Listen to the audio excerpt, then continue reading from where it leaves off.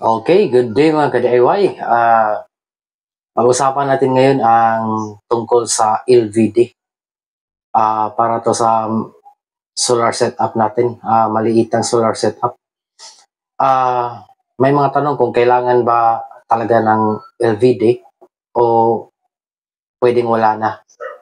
Sa mga mamahaling, ang sagot dyan, sa mga mamahaling solar charge controller, pwedeng wala na kasi yung low voltage cut-off nila, meron silang option doon na aabot hanggang 12, 12.5, 12 pataas.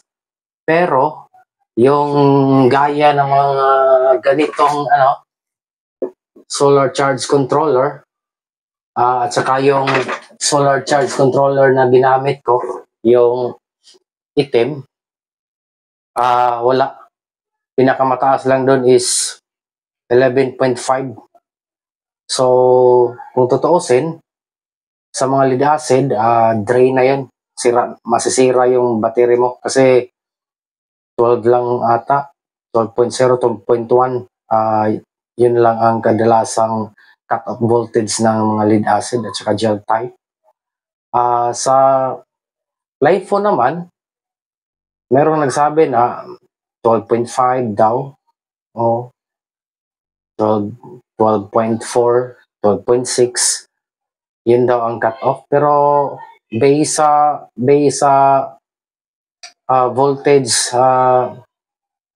cut-off nila, kadalasan naman per cell ng 3.2 is 2.5. So kung may apat ka na cell, 10 yung 10 yung sabihin na natin pinaka-drain na voltahe. Pero gagana naman yun kasi may BMS naman. So pwede na siguro ang 11.5 sa mga LiFo, pero kadalasan nagsasabi madali raw masisira yung battery pag ganun. Pag nilubos mo yung niya, or napakababa na ng DOD, depth of discharge ginamit mo, nasa 5% or 10%, parang gano'n na nga. Kaya kadalasan yung mga mumurahing solar charge controller gumagamit ng low voltage disconnect. Kasi wala silang option na mas mataas pa sa 11.5. Kaya tingnan natin kung paano ba gumagana ang low voltage disconnect. Okay. Paano ba i-set up ang LVD? Okay. Nilagyan na natin ng power. Positive, negative, papuntang battery. Okay. Dalawa lang naman yung button. Dito sa low voltage cut-off at saka dito yung sa difference para kailan makarecover yung voltahe. Halimbawa ito, 12.7. Tapos ang nakalagay dito is 12.8 yung cut-off. So it means mas mababa ang voltahe ng baterya kaysa cut-off natin. So cut-off, walang ilaw, walang lumalabas. Automatically disconnected yung natin, yung baterya or circuit, walang lalabas dito sa output. Kaya 12.7 para may dadaan na voltahe dito or mag-activate yung natin, switch or 12 volts na supply, double click mo, dapat mas mababa sa baterya or current voltage natin. Okay. Diba yung current voltage natin is 12.7. So, set natin ng mas mababa dito with a difference of 0.5. So, 12.7 minus 0.05 plus yung plus yung dito. Okay? So, probably 12.1. Try natin 12.1. Okay, minus, dito ang minus. Para bumaba yung value. 12.2, yan. Kahit 12.2, pwede na kasi 12.2 plus 0.5 is 12.7. No? So, 12.7 naman yan. Okay. Kaya, automatically, nag-activate yung circuit natin or yung module natin. Kaya, halimbawa, sa mga lead acid, kadalasan yan isi-set ng 12.1. 12.1 para i-cut off yung baterya. So, dito natin, double click, 12.1 minus, o kung pataasin mo, 12.3, pwede. Pero kadalasan, 12.1. Yan.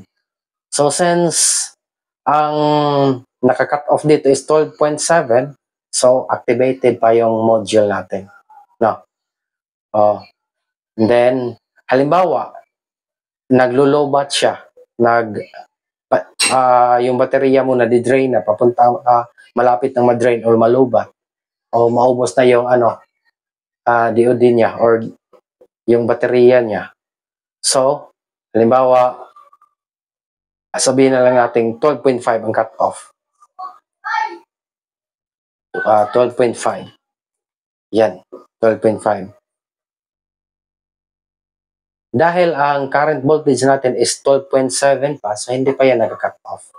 Pero pagdating ng 12.5, automatically cut off yan. Kailan ba siya babalik? Dito. Double click. Diyan na voltage siya babalik. 12.5 dito. Double click. 12.5 plus dito. 0.5. Ilan ba? 12.5 plus 0.13. So, pag maglo-low ba to, automatically, charge pa yan, magcha-charge pa yan yung natin, yung baterya. Hanggang umaabot siya ng 13. Saka babalik pa yung yung activation ng module natin. Yun lang. Dito lang at saka dito. Double click, minus, pataas, para sa value ng cut off. Pagkatapos, ayan, dito naman, double click para sa recovery. Kung kailan siya gagana ulit. Okay. May nilagay ko na circuit dito. Para makontrol natin yung voltahe, gumamit ako nito. Step up at bali digital na regulator, voltage regulator. Okay. Halimbawa, set natin yung, kasi maliit na yung voltage. Dito lang tayo sa mababang value. I-set natin ng 9.0. Tapos, yung recovery natin is 0.6. So, it means, magko-connect siya sa 9.6 or 9.7. Diyan ang voltahe na reconnection niya. Okay. Di ba, tinuruan ko na kayo paano to iset. Okay, try natin ha. Pataasin natin yung value. 9.6. Okay, 9.6. Yun. Nag-reconnect. Kasi, ang nakaset natin dito is 9.0. Yan. 9.0 dito. Tapos, dito sa kabila is 0.6. So, 9.0 plus 0.6 is 9.6. And then, yung current voltage is 9.6. So, pasok na siya. Kaya, automatically, nagko-connect siya. Sabihin natin, bumaba yung voltahe. Pababain natin. Kasi, habang tumatagal, bumababa yan eh. Nagko-consume ka ng baterya. Di ba yung disconnection natin is 9.0? Pero yung current na voltahe natin ngayon is 9.1. So, hindi pa yan. Pag 9.0, yan. 8.9, 9.0. So, automatically, mag-o-off yan. O wala nang dumadaan dito. Nagka-cut yan. Papunta yan dun sa relay ng natin. Yan ang gamit ng low voltage disconnect. Halimbawa, di ba nakaset dito is 9.0. Double click natin, pataasin natin 9.1 or 9.2. Sabihin natin 9.2. in-9.2 natin. Tapos, yung reconnection natin is 0.6. So, magko-connect siya pagdating ng 9.8. Hindi ibig sabihin na 9.0 dito, 9.2, pagdating ng 9.2, gagana siya. Hindi. Magcha-charge pa yan hanggang aabot ng 9.8 kasi 9.2 at saka 0.6. So, total niyan is 9.8. So, try natin pataasin. 9.8. Taasin natin. So, yan o. 9.5 na, hindi pa rin nag-on. Kasi 9.8 ang ano niya. Recovery or reconnection. Yun. Pag 9.8, automatic yan. Nag-on. Kahit bumaba pa yan ng 9.7, 9.6, hindi pa yan mag-off. Kasi, ang disconnection niya is 9.2. O, 9.4 pa yan. 9.2. Try natin set ng 9.2. 9.2, pag bumaba niyan, off yan. Yun, 9.1. Automatically off yan. Yan ang gamit ng LVD module. Okay, ito yung sample natin ng mga mumurahin lamang ng mga solar charge controller. Bakit kailangan to ng LVD? Kasi yung voltage disconnection nito is napakababa na. Tingnan natin ha.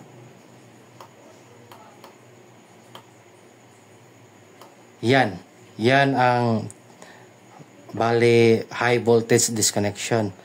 Pero yung low voltage disconnection 9.0, pataasin natin yung value. 9.1, 9.2, tingnan nyo. Hanggang saan ba? Ito yung low voltage na empty, yung battery. Tingnan nyo. Yan. 11.5 hanggang 11.5 lang. Kaya, kung may lead acid kayo, siguradong patay na yung battery nyo. Kasi, dito is 11.5 lang ang pinaka, mababang value or pinakamataas na value na kayang i-disconnect dito.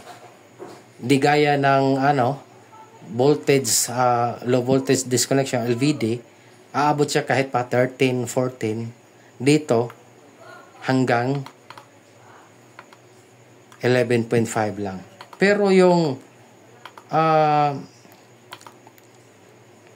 solar charge niya is 14.2. Yung battery na full charge niya is 12.6. Pwede pa nga yung aabot ng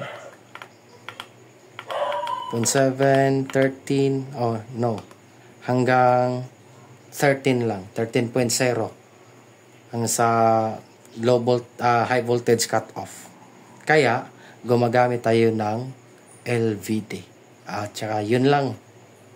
Anyway, sana yung ginawa kong video ay malinaw at saka may matutunan kayo kahit konti. Kung may mali man ako, free to comment lang. Pwede nyo akong i-correct kasi baguhan lang ako dito. Hindi naman ako expert sa mga ganitong setup. Natututo rin ako sa pamaraan ng YouTube at saka content research. Kaya, free kayo na mag-comment kung mali yung ko. Pwede kayong mag-comment at saka para maipagpatuloy natin yung tama na pagtuturo sa mga iba ring mga DIYers. At saka kung may mag-Gcash man, okay, mas maganda para may fun tayo para may papatuloy natin yung tutorial natin dito sa YouTube. Okay, maraming salamat. Bye-bye.